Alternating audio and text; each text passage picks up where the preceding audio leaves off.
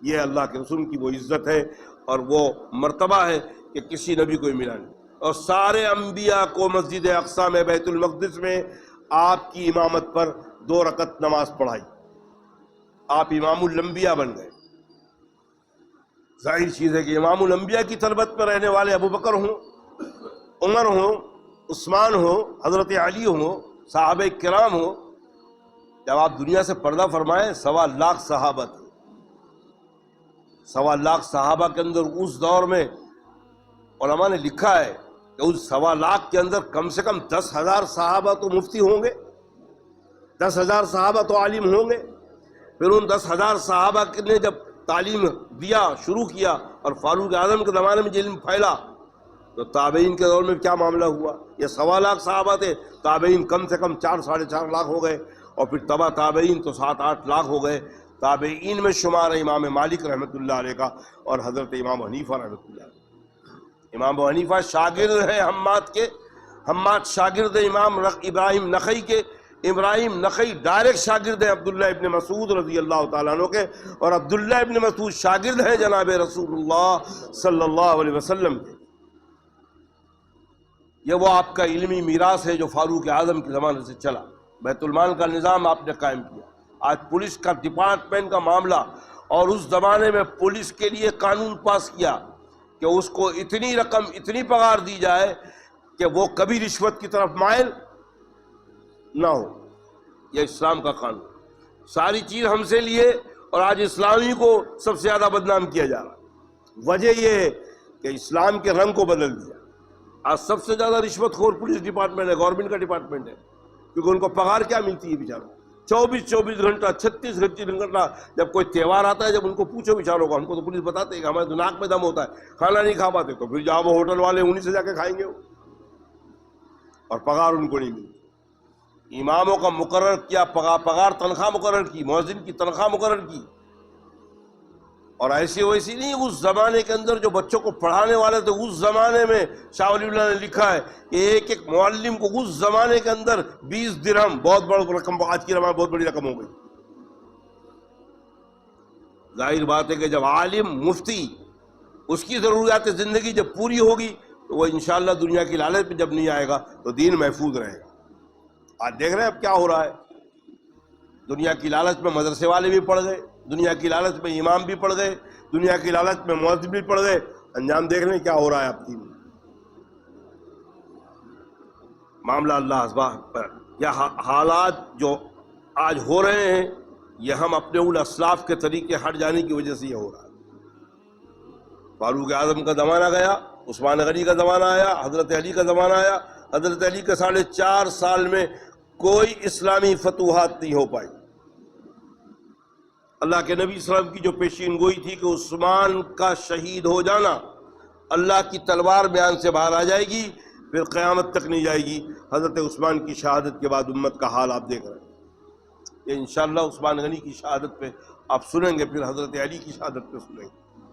یا تفصیل یہ بتانا تھا کہ فاروق اعظم رضی اللہ تعالیٰ عنہ کے مجلس شورا کے ممبر کون ہیں؟ حضرت عثمان، حضرت علی، طلحہ بن عبید اللہ، زبیر ابن عوام، معاذ ابن جبل، ابی ابن کعب، سید القرا ہیں.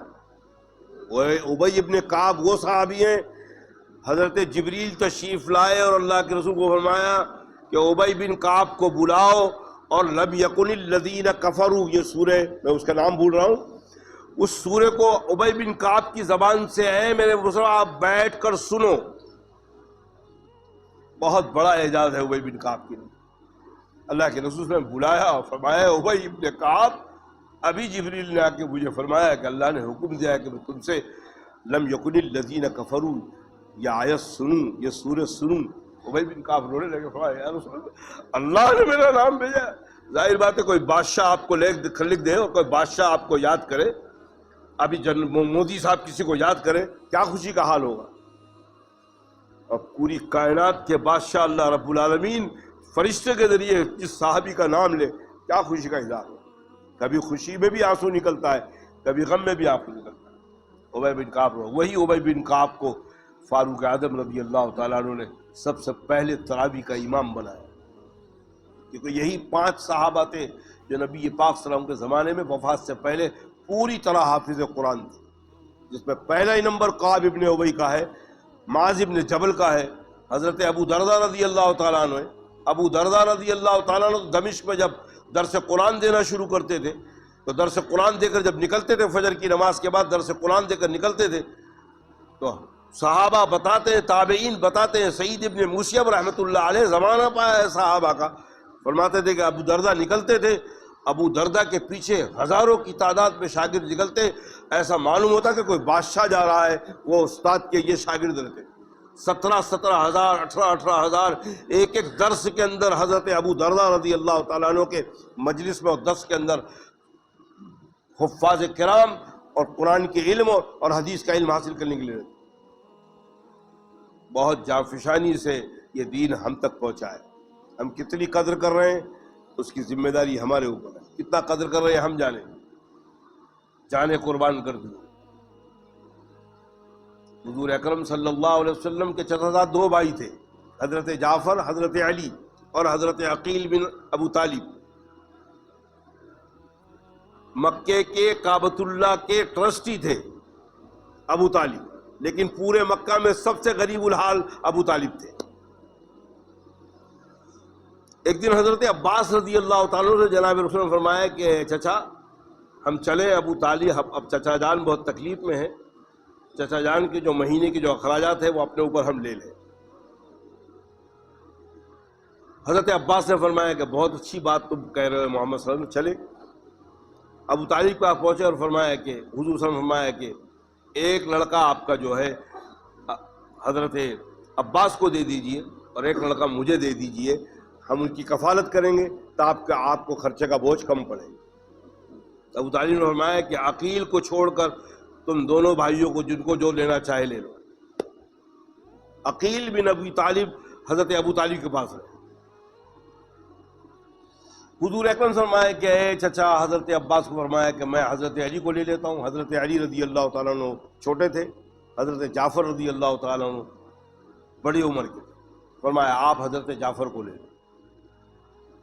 हज़रत जाफ़र की तरफ तरबियत हज़रत अब्बास कर रहे हैं और जनाब रसूलुल्लाह सल्लल्लाहु अलैहि वसल्लम की तरबियत में हज़रत अली है। यही वजह है जब आप सबसे पहले नबूवत मिली, सबसे पहले आप पर ईमान लाने वाले औरतों में हज़रत खदीजतुल कुबरा रज़ी अल्लाह तआला अन्हा, बच्चों में हज़रत अली रज़ी अल्लाह तआला अन्हु, गुलामों में ज़ैद इब्न हारिसा रज़ी अल्लाह तआला अन्हु और आज़ाद मर्दों में अबू बकर सिद्दीक़ रज़ी अल्लाह तआला अन्हु।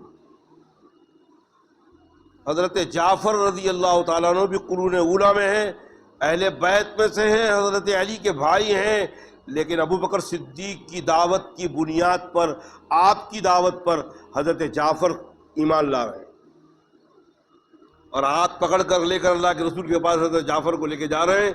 हज़रत अब्बास उस वक्त तक ईमान नहीं लाए। हज़रत अब्बास फ़तेह मक्का से कुछ दिन पहले ईमान लाए, लेकिन हज़रत जाफ़र अबू बकर सिद्दीक़ की दावत पर ईमान ले आए।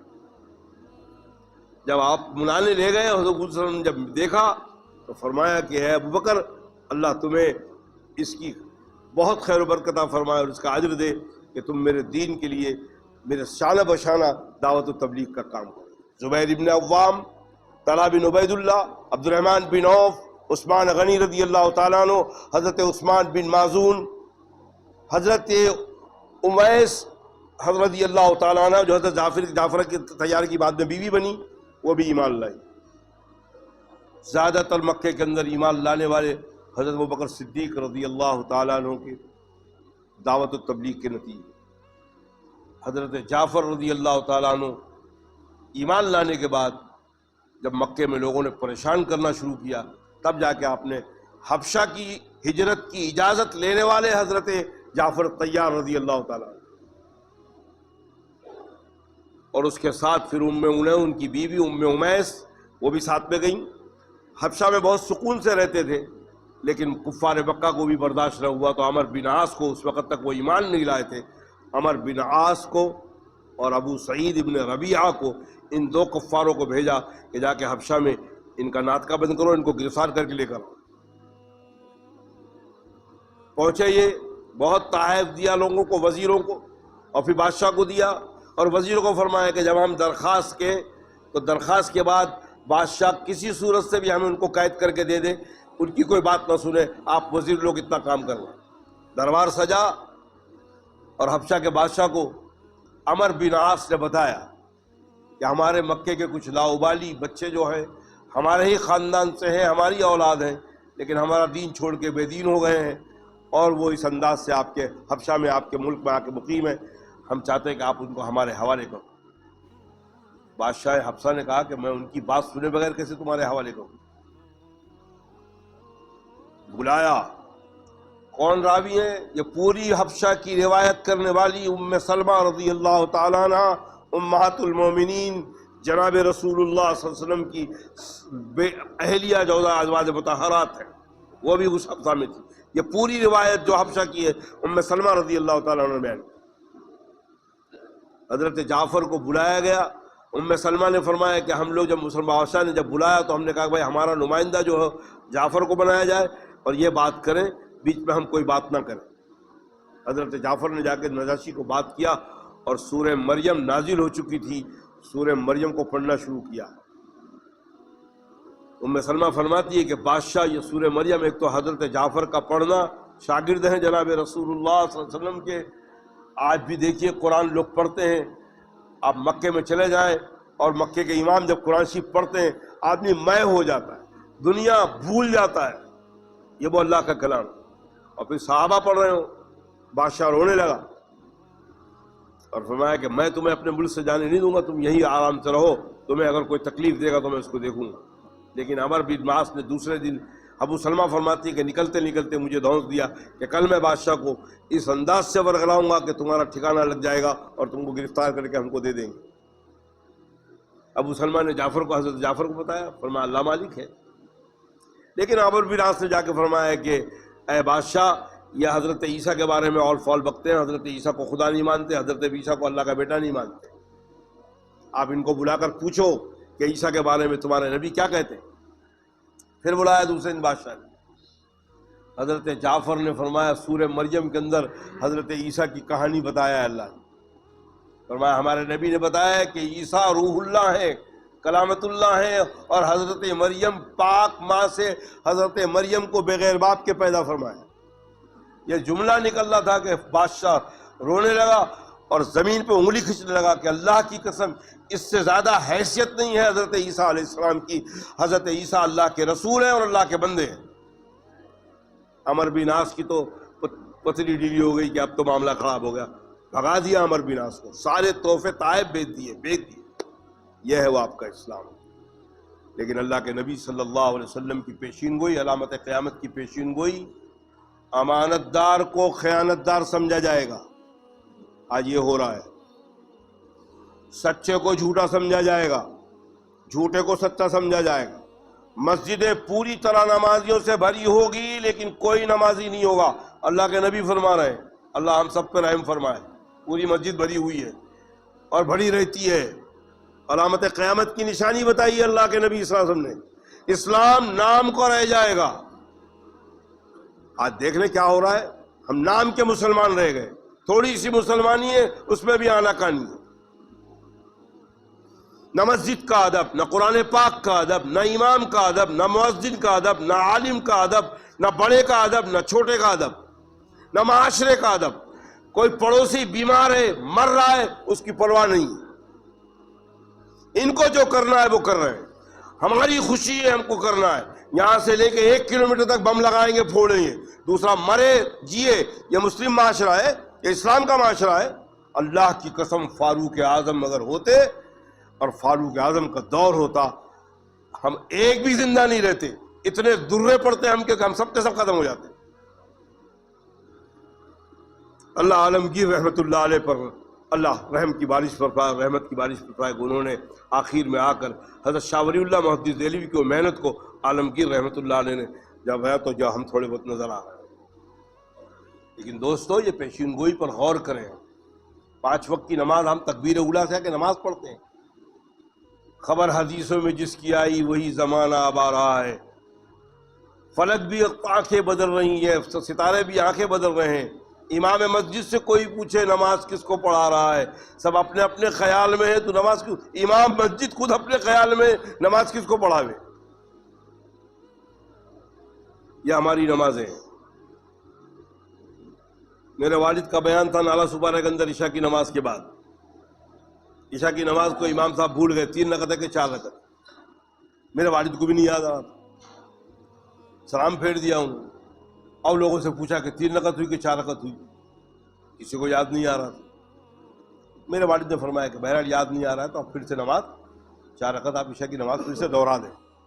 ایک شخص بازو بیٹھا تھا، اس نے فرمایا کہ نہیں مولانا نے 3 رکعت پڑھایا ہے، 4 رکعت نہیں پڑھائی۔